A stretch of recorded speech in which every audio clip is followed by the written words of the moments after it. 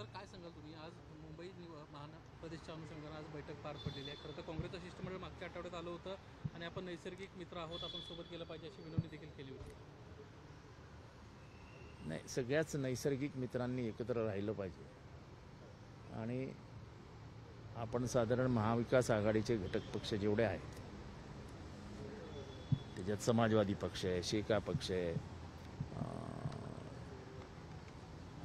मार्क्सवादी कम्युनिस्ट पक्ष आहे, आंबेडकरवादी विचारांचे पक्ष आहेत, आंबेडकरी खरात किंवा महादेव जानकर, असे सगळ्याच पक्षांना एकत्र घेऊन मुंबईची निवडणूक लढवूया असं कार्यकर्त्यांनी साहेबांसमोर मत मांडलेलं आहे.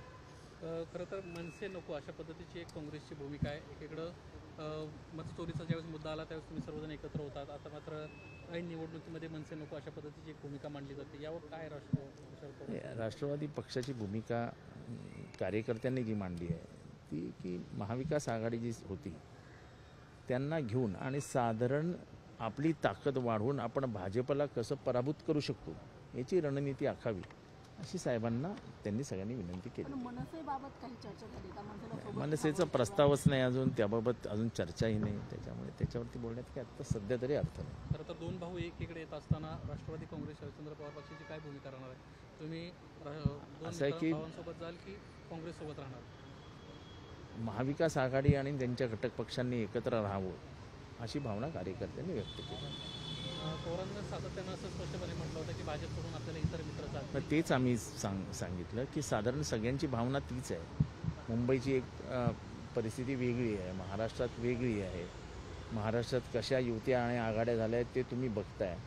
त्यामुळे स्थानिक पातळीवरच्या लोकांनीच जास्त विचार करून आपापला निर्णय घ्यावा. ह्या निर्णयावर वरिष्ठ पातळीवरचे नेते आलेले आहेत. पुढचे निर्णय हे स्थानिक पातळीवरचे नेते घेतील. काँग्रेस नेत्यांची तुम्ही समजूत काढणार का की आपण एकजूट राहिलं पाहिजे जर भाजप विरोधात लढायचं? असं साहेबांची भूमिका दिल्लीपासून गल्लीपर्यंत स्पष्ट आहे की भाजपला पराभूत करण्यासाठी जे करता येईल ते करावं.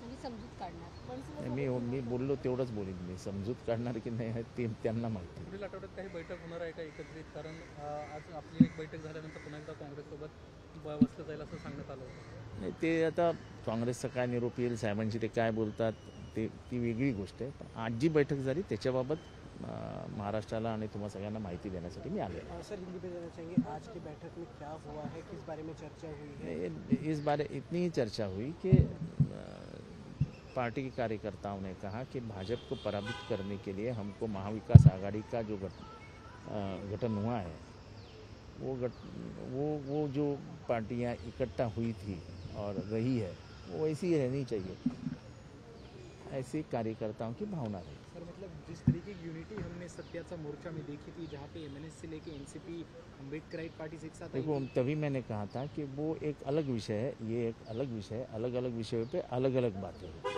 समाजवादी पक्ष हो या समाजवादी पक्ष हा आमचा घटक पक्ष आहे आणि समाजवादी पक्ष बरोबर राहावा ही आमची भावनाच आहे आणि तो आमच्याबरोबर महाविकास आघाडीचा घटक पक्षच आहे.